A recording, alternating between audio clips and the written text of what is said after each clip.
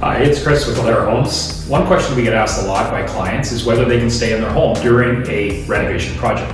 And while it's understandable, because it's always challenging to find another place to live or to move your family, there's a number of reasons why this isn't a good idea.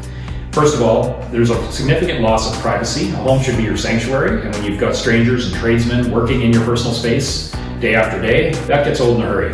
Secondly, there's a loss of function. Your appliances aren't connected, your kitchen may be completely demolished depending on the reno.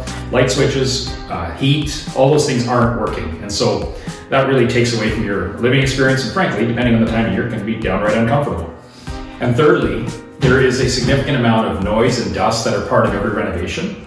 And that obviously is not a lot of fun to live through. And so end result is we have found over the years, multiple projects, that clients who move out of their homes allow the work to progress. It's more efficient and it's a much better experience for them, for the construction team.